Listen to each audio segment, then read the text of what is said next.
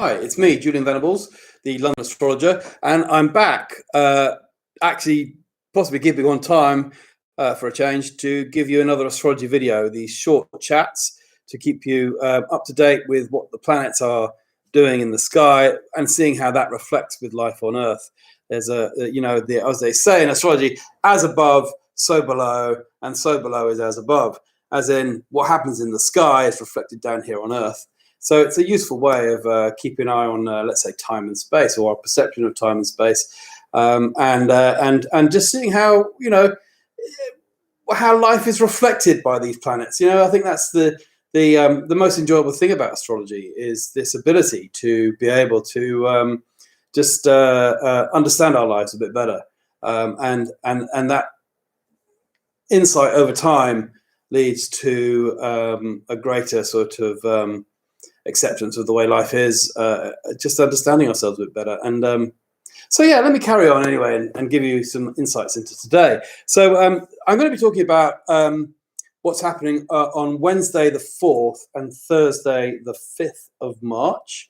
Today, of course, is the 3rd. My last video, I don't know if you happened to see that, was talking about the Venus-Saturn square, which peaked just today, actually. And now I'm going to be talking about what's happening on Wednesday, the 4th. So these are very spontaneous videos, by the way. But it's just to let you know that there is things to think about all the time. So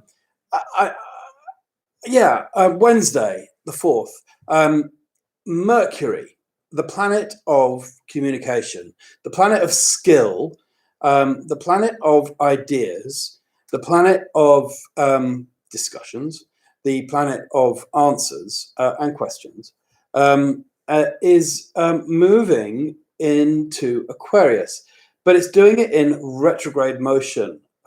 So it has already been in Aquarius over a few weeks in January, or late in January, and in February. And it then started to go retrograde around about 2 weeks ago. It went retrograde whilst it was in Pisces, and this is a very interesting way of looking at things, because Mercury in Aquarius is very happy in Aquarius because it's an air element planet in an air sign of Aquarius. So its dignity, it's how it's how it sits in that sign, is quite confident. It's quite proud when it's in there. It feels good, to talk about ideas, talk about the future, to be humanitarian, to be thinking about sort of technology, to be friendly, to be community oriented. But then Mercury moved into Pisces, and its position when in Pisces is very, very different, because Pisces is a water sign of emotion and feeling, and a Mercury is this air sign, so it's like bubbles in the water.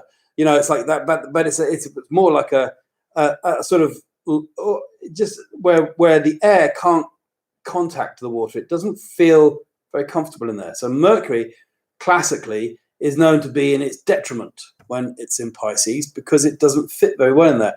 So ideas become dreams, communications become fantastical. There's a whole bunch of a sort of fantasia about Mercury in Pisces. Imagery becomes very strong. The imagination is enhanced. People find it difficult to say what they want to say because it's feelings that come through. And sometimes the feelings are so great and so vast that to say anything precise also becomes a challenge. So this has been going on for about 2 weeks. And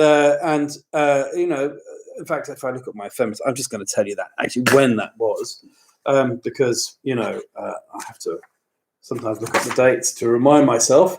So Mercury went into Pisces on February the 3rd. So Mercury was in Aquarius in January. Very nice communications, generally speaking, with everybody, probably. Good for planning and so forth. Then it went into Pisces, okay? And on February the 3rd, which made February very oceanic. in terms of how we communicate. You know, how do we talk to each other? You know, how can we make things more accurate when they need to be accurate? You know, and again, if you look at the really big news stories at the moment, it's really reflected. You know, it's everything gets a bit mysterious. You know, it's like you know, I mean, of course, the big news story at the moment, of course, is coronavirus, right? But people aren't speaking what they need to speak, right? So there's all a bit like, it's you know, I want to say the word woolly, which is a bit more earthy actually, but I want to say it's a bit more misty, right? It's a water-based idea thing, you know. It's a bit more of a sort of like a unfathomable, right? You know, if Mercury was you're trying to find the depth of something. What is the depth? You know, well, I'm not sure.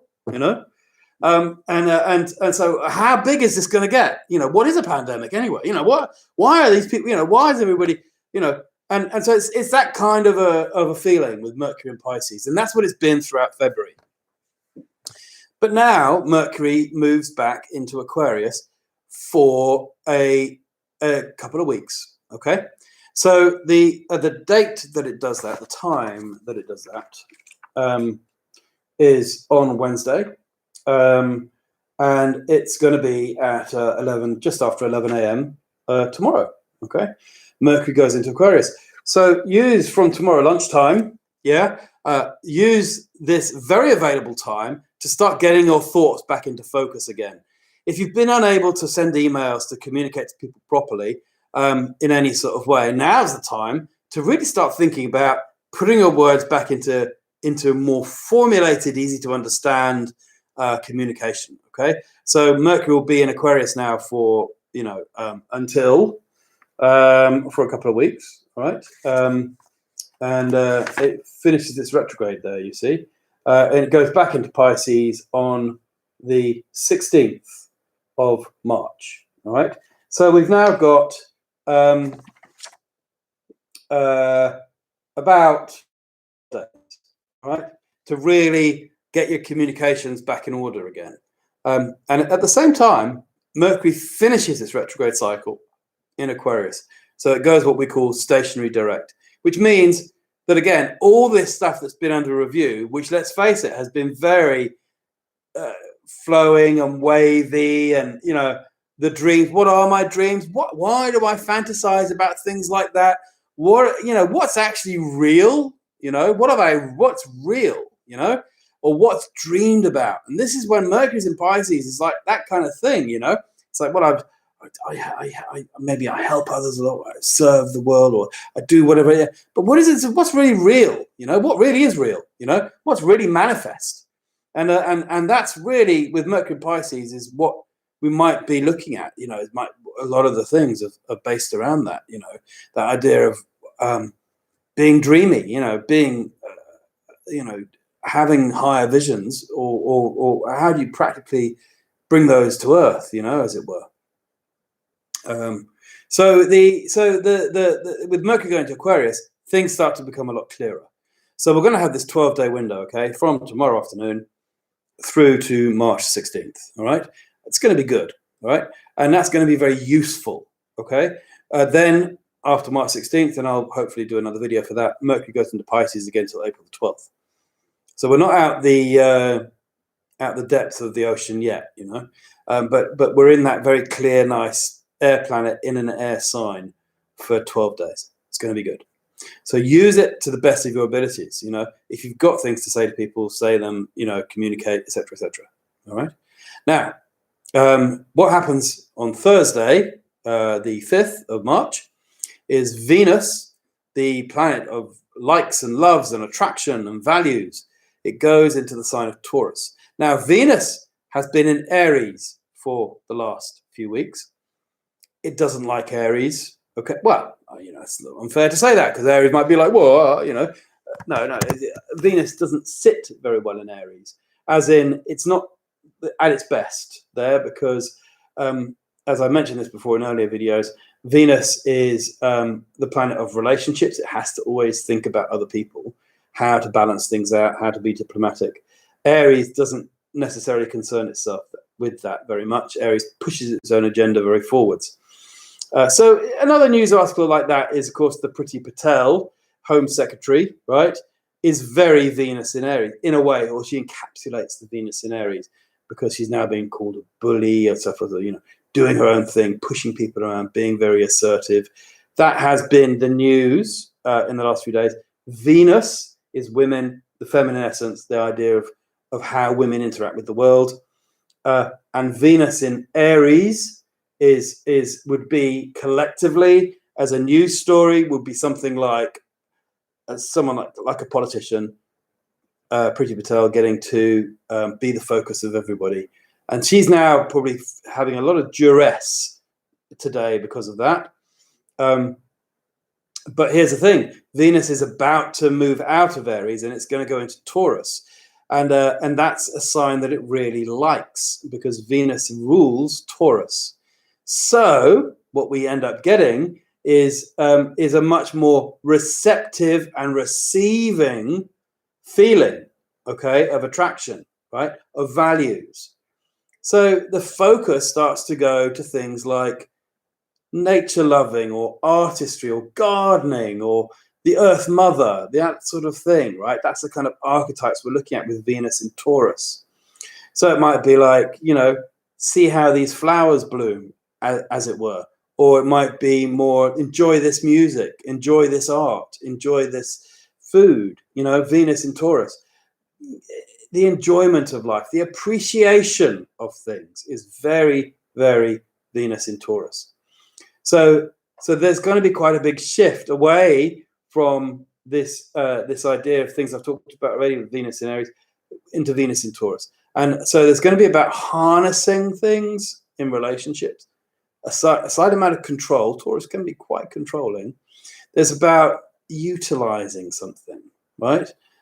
Finding how it can be used better. There's about sustaining something, right? So relationships, you know, how can I best use my relationship to appreciate it more? Because I talk about relationships because it's Venus that I'm talking about, okay? And Venus is the very important planet for relationships, for love, for how we get on with each other. So instead of being pushed outwards in Aries, which is an outward thing, it's being more taken inwards, which is Taurus. So there's a big shift coming in that direction. And it becomes more nurturing, okay, as a result. So we take that as a sort of way of moving forwards, if you like. Now, Venus is, so it's look to relationships to become more nurturing and harnessing some skills together, what you can do together and things like that. And utilizing each other in your relationships. Venus, once it's in Taurus, will be there for a few weeks, and it will be making good aspects to various planets, okay, while it's there. So expect to have some really interesting results over the next few weeks. And I'll be talking about these in future videos, but just to be prepared for it now, to get ready. You know, Venus in Taurus is good for making money, right? It is, okay? It's just naturally very good there. And so, you know, things like that will be quite useful for you, you know, as you plan ahead for things like that. Then the next video I'm going to talk I'll be recording at the end of this week to talk about Saturday and Sunday. We've got the Sun-Neptune conjunction coming up. We've got Venus meeting Uranus in Taurus. It's going to be quite interesting. So that could be revolutionary in its own way, but it's a slow revolution. It's a slow appreciative revolution. And that's the best thing to say about that now. But I'll talk about that when I get to it. So my name's Julian Venables. I'm the London Astrologer. You'll find my website, londonastrologer.com, where you can book me for readings. I have a YouTube channel called the London Astrologer as well. And I'm hoping to do these videos more regularly. Please subscribe to my channel on YouTube. Please pass this around on Instagram. You know, share it. Let people find out about it. I've got a very exciting new project coming up, about to release a bit of a website, which is all to do with dating and astrology. It's called Apogeny. I'm going to be the profile astrologer on that. And so expect to see a very, very interesting bit of astrology coming through soon that everyone can use in dating. It'll be like, something exciting and different. And I'll speak to you soon. I'll speak to you in a couple of days from now. All right. Thanks very much, and bye for now.